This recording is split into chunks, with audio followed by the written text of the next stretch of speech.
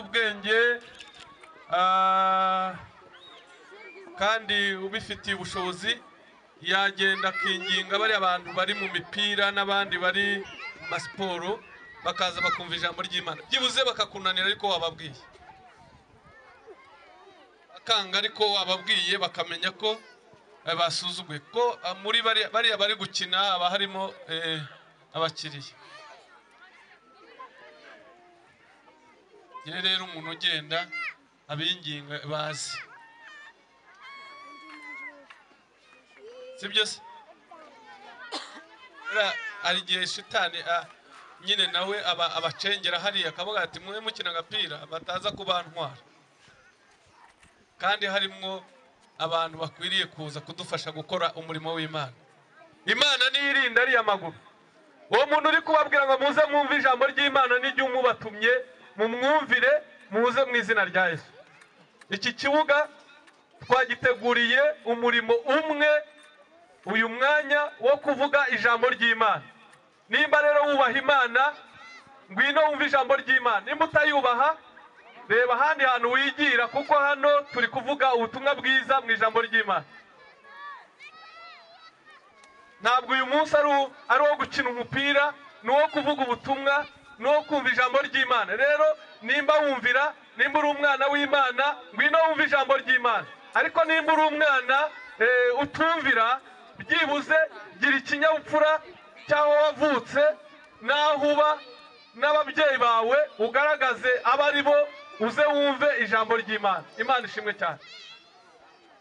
Yenda hasigara utwana dutoya tutazi ibyo ari byo ariko kubona umuntu w'umusore umuntu w'umugabo abandi bagabo baricaye bari kumva ijambo ry'Imana bari kumva ubutumwa ariko wari gukina umupira ari kurwana ari gukora ibintu ngwino wumva ijambo ry'Imana. Yenda niumva bitagufashije ubipinge ariko byibuze wumvise icyo Imana ivugana nawe. Twavuye mu mpande zitandukanye. Yewe ngiye kuvugana namwe navuye i Kigali naje mu gitondo kandi ndataha.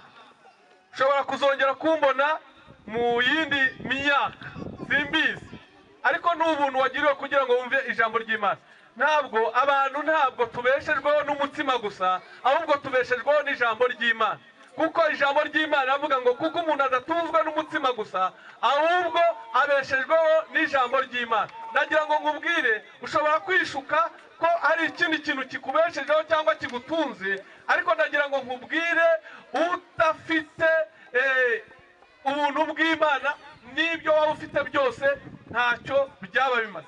Hari umuntu ukomeye nimba ari umuhanzi nimba ari umukinnyi w'umupira numvise ejo bundi mu makuru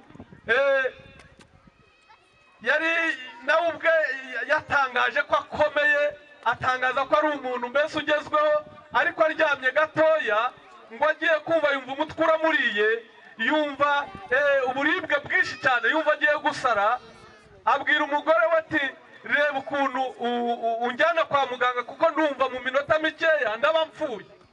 Kandi yari igihangange kiri gutangarirwa n'isi yose ariko ngo umugore we kuko yari umuhanga ajya kuri interinete areba icyo yakora abaza nyine iryo koranabuhanga ngo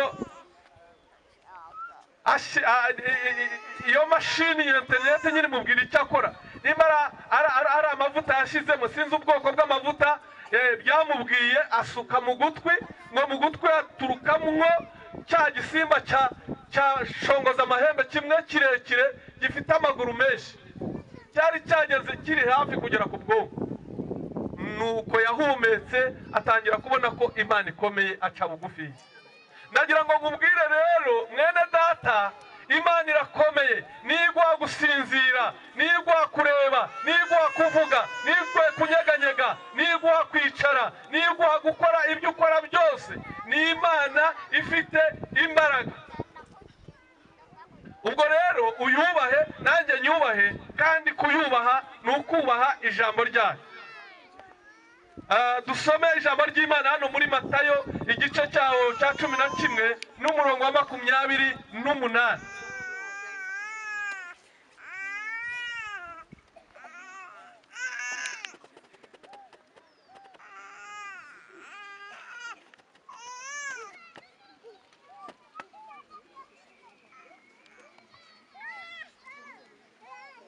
hari ijambo rigufiya riravuga ngo mwese abarushye n'abaremerewe nimuze musange ndabaruhura. Dusome no mu Migani igice cya 14 n'umurongo wa 12 hanyuma tuganire.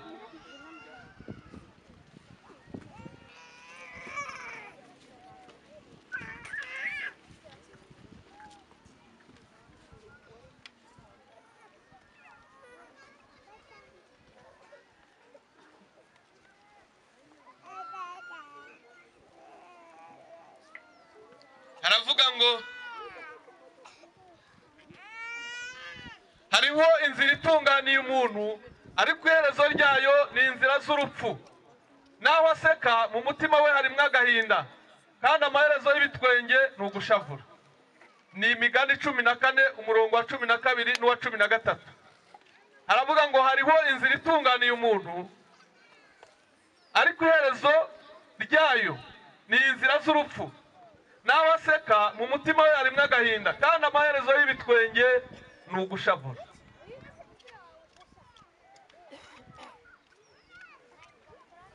Agira ngo mbabwire rero yuko ikintu kizatuma udashavura ni ukubaha Imana, ukubaha ijambo ryayo, ukizera Yesu nk'umwami n'umukiza w'ubugingo bwawe. Nicyo kizatuma cyonyine udashavura, ahubwo ugahora ufite amahoro yo mu mutima, ugahora unezerewe. Ijambo ry'Imana ryatubwiye ngo mwese abarushye n'abaremerewe nimuze musange ndabaruhura. Abantu barushye mu buryo butandukanye kandi ibibaruhije ni ibintu by'uburyo butandukanye. Hari abantu barushye bakaba babizi ko barushye, ariko hari n'abandi barushye bakaba batabizi. Kubera iki?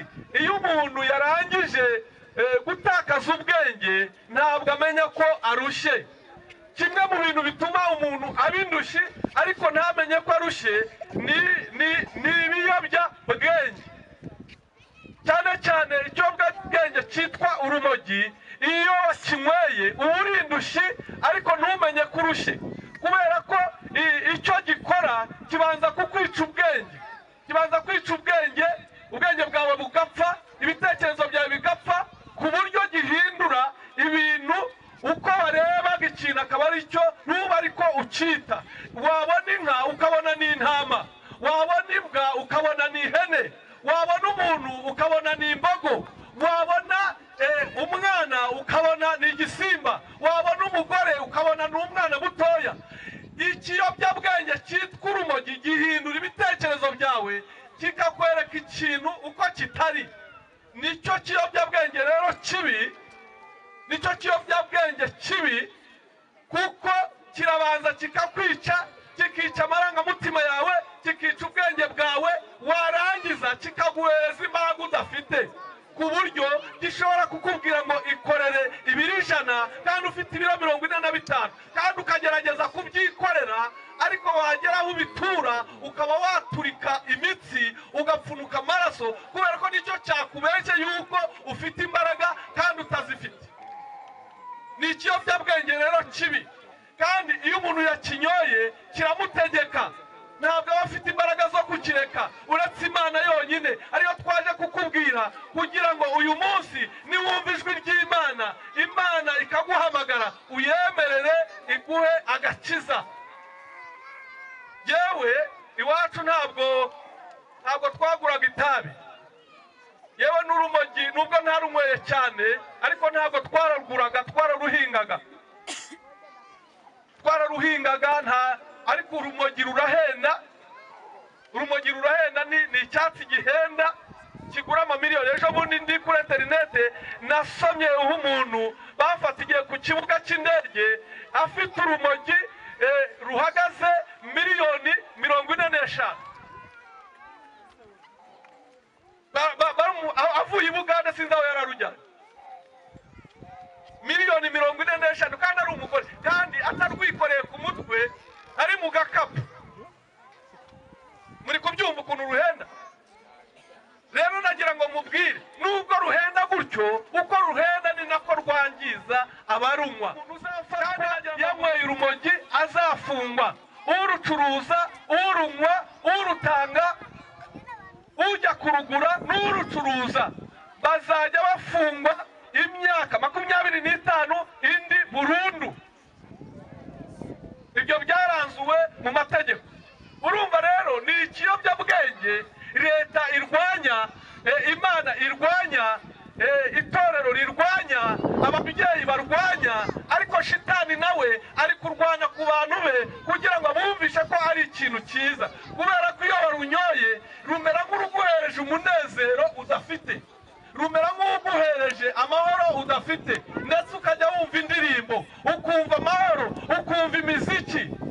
Ariko nagira ngo nkubwire, iyo ni imiziki iganisha ku rupfu, ntabwo ari imiziki ijyana mu bugingo.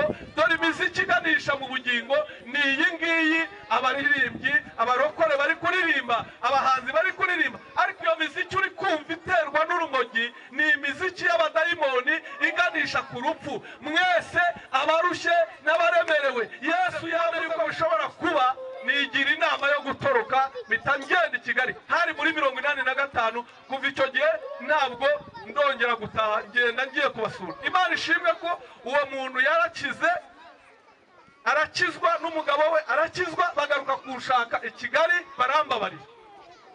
barambabarira, ntabwo imbabazi, n'Imana irambabarira, nakira agakiza. Ubu iyo ngiye ndara iwe, iyo ntashye niwe umatike ingarura inyura, nawe yabaye mwarimu. Nagira ngo nkubwire rero, nari ndushye, ariko i Kigali narahageze, nakiriye agakiza muri 91. Kuva 85 kugeza 91 nakomeje uburara, nakomeje ubuswikiri, nakomeje ibiyobyabwenge, nakomeje kwiba, nakomeje gukora imirimo y'ubugoryi mu mujyi wa Kigali. Ndongera ndafatwa, ndongera ndafungwa, ndongera ndakubitwa, fatirwa mu masoko, ndi kwiba, ndi gukora imirimo mibi, inkoni zirandya. Ariko Imana ishimwe ko nahuye n'iri jambo rivuga ngo mwese abarushye n'abaremerewe nimuze musange ndabaruhura. Nanjye nkaryemerera, ngapfukama, ngaca bugufi, bakansengera. Wera icyo gihe muri 91 nagize amahoro mu mutima, nangira gukura n'Umwana mwiza, nangira kuba umuririmbyi, nangira kuba umuvugabutumwa, mba umudiyakoni, kugeza igihe nabaye mwarimu. Muri 2003 mba mwarimu, muri 2008 mba pastori, ubu ni umupastori, ni umuvugabutumwa, ni umukozi w'Imana. Imana inyubakira urugo, Imana impa abana, Imana impa umudamu, Imana ingirira neza, ndiyubaka ngera ku rwego rushimishije. Imana ishimwe cyane ko navuye muri ibyo ngibyo, amahoro yanjye agatangira. Aleluya. Mwese abarushye n'abaremerewe nimuze musange ndagira gute? Ndabaruhura. Twasomye ijambo rivuga ngo hariho inzira itunganiye umuntu, ngo ariko n'inzira z'urupfu, ngo n'abaseka, ngo mu mutima harimo agahinda, ngo kandi amaherezo y'ibitwenge ni ugushavura. Mwene data, urebye abantu bashavuriye muri gereza, bashavujwe nuko babafatiye ku bana b'imyaka 6, 5, 3, bakabakatira 25. Urebye abantu bashavuye, bafatiye mu rumogi, bakaba barakatiye burundu, barashavuriye muri gereza, imiryango yabo agahinda kagiye kuyica. Urebye abantu bakatiye, barabafatiye mu mazu, bari kwiba inka, bari kwiba amatungo, barasenye amazu, bibisha inkota, bibisha imbunda. Urebye abantu bashavuye, bashavujwe n'ibyo bakora bitari byiza, nawe bafata umwanzuro ukavuga ngo ngiye gukizwa, ngiye kwihana, ngiye gusezera ibi biyobyabwenge, hanyuma nakire agakiza. Hari n'abandi bafite gushavura, bafite agahinda, badafite amahoro, bari mu byiciro by'uko banywa ibiyobyabwenge, ariko bitashyizwe ku isoko na leta ko byo bidafungirwa, ariko nabyo bikaba byarabagize koronike. Ntabwo ibiyobyabwenge leta, kuko hari ibyo batashyize ku rutonde rw'ibiyobyabwenge byangiza, byica cyangwa bifungisha, ariko nabyo bikaba byangiza. Ntabwo itabi nubwo nubwo naryo ari ikiyobyabwenge nahoze nsoma uko ryangiza ubuzima, ugasanga ryica impyiko, ryica ibihaha, ryica inyama zo mu nda, ritera imitwe idakira, ritera hiperitasiyo, ritera indwara z'uburyo butandukanye, imitsi ikaziba, amenyo agashirira akamera nabi. Nubwo ibyo byose bizana izo ngorane, ariko ntabwo iyo wanyweye igikamba, wanyweye isegereti n'andi matabi, ntabwo babishyira mu rwego rw'ibiyobyabwenge, ariko nabyo birica. Iyo wanyweye urwagwa, wanyweye ikigage, wanyweye byeri, wanyweye izo za muriture n'izindi, hari ibyo badashyira ku ishakisha ry'ibiyobyabwenge, ariko nabyo bikica. Ugize ubwenge rero wakubita inzoka ugakubita n'ubwegetse, ntabwo nta na kimwe wagira. Ushatse rero wakizwa. Nari ngeze ku rwego rwo kugeza saa 8 nkarara hanze, ntabasha gutaha, ntabasha kugera mu rugo. Ndi umusore ufite imyaka 22, ngeze ku rwego rwo kurara mu makanevu, ngeze ku rwego rwo kurara mu muhanda, rwo kurara mu ntoki, ntabasha kugenda, naratagangaye, narapfuye nabi. Imana ishimwe ko Yesu yangiriye neza agahindura ubuzima bwanjye. Reba urwego ugezeho, nimba rudateye agahinda nawe wisubireho. Ntabwo rero ikiyobyabwenge ntabwo ari urumogi gusa, narwo nirwo, hari na za kanyanga n'ibindi byinshi cyane, hari na za kore aba bana b'abahungu banywa, ugasanga ari gukurura kore kandi ubwo ubwonko bwapfuye kare, ugasanga yabaye nk'uruvu bahaye ubuvunderi kubera yuko ari kwica ubwonko bwe. Musengere abana banyu, kubera ko Satani yarahagurutse kugira ngo abice. Yahagurutse mu buryo bwose, kuko niyo adahagurukije ibyo biyobyabwenge, ahagurutsa n'ibigabo n'ibihungu by'ibigoryi, bya bindi bigenda bifata utwana bikadusambanya, bikadushukisha za bombo na za biswi na za gorirosi, nimba ari gorirosi, ugasanga bashutse utwo twana bakadutera amada, utundi bakatwangiza. Hari n'ibyo bita abatinganyi, nabo basigaye bafata utwana tw'uduhungu. Ejo bundi hari ahantu twari turi kuri kompasiyo, akana kavuye kuri kompasiyo, igihungu gihita kigaha agakapu ngo amutwaze, amushukisha amafaranga 500. Umwana aramutwaza, bagera mu ishyamba ry'imburabuturo hariya igikondo. Arangije ahita amubwira ati unama, arunama, ahita atangira kumukuramwo ikabutura. Umwana aramubwira ati terega ndi umuhungu, terega ndi umuhungu wimfata, ndi umuhungu, ati nushaka undebe ndi umuhungu. Mukubita urushyi mu mugongo, ati po ndabiyobewe se, atunama agira vuba, ati ahita akura inkota mu mufuka, ati niwibeshya ndahita nkwica, tigira vuba wuname. Akana nyine gahebera urwaje, kari gafite nk'imyaka nka 12, karunama, igihungu kirakajombagura mu kibuno. Bakavanye mu ishyamba, akana kameze nk'akapfuye, bahita bagatangiza imiti ya sida. Twarasenganaga, mama we twarasenganaga, bahita bagatangiza ibinini bya sida, bagatera inshinge, kuko icyo gihungu cyari cyakishe. Urumva rero aho shitani agejeje abantu ni mu rwego rubi, ruteye agahinda, rubabaje. Bene data, mwongera amasengesho, kuko shitani ibyo ari gukora, ibyo akorera abana bacu, ibyo akorera abakobwa, ibyo akorera abasore, abana batoya, biteye agahinda. Nubwo mbabwira mugaseka, ariko mumenye yuko n'agahinda gakabije. Abandi bageze ku rwego bari gusambana n'ibisimba. Inka ntizikigira amahoro mu biraro, urayizirika mu kiraro akayisigara inyuma. Ndagira ngo nkubwire, ibyo byose biterwa n'ibiyobyabwenge. Iyo umaze kunywa ikiyobyabwenge kiguteza gushaka ibyo usambana nabyo. Noneho rero wamara kubura abantu bazi ubwenge, kuko ntiwapfa kubafata ku ngufu ugashaka gushuka abana, ugafata ibisimba nawe ukikinisha, ukisambanya, ibyo bita masturbation, ubwo rero ibyo byose ni ibintu byica ubuzima. Wazagera n'igihe cyo gushaka ntubyare, wanabyara ukabyara abana batuzuye, ubwonko bwawe buba bwarapfuye n'amaraso yawe yarangiritse. Rero nagira ngo mbabwire bene data, musengere abana bacu, musengere aba bantu bafashwe n'ibiyobyabwenge bakizwe, naho ubundi bameze nabi, bararushye n'indushye. Mwese abarushye n'abaremerewe muze musange ndabaruhura. Imana ishimwe cyane. Haleluya.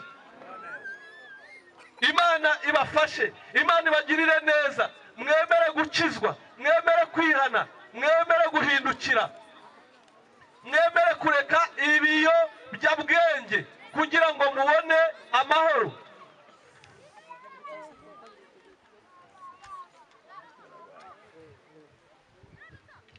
Ikintu cya mbere, ibiyobyabwenge ingaruka zabyo, ingaruka ya mbere ni ubusambanyi buteye ubwoba. Iyo ni ingaruka mbi ibiyobyabwenge bitera. Ingaruka ya kabiri ngo ni ukugura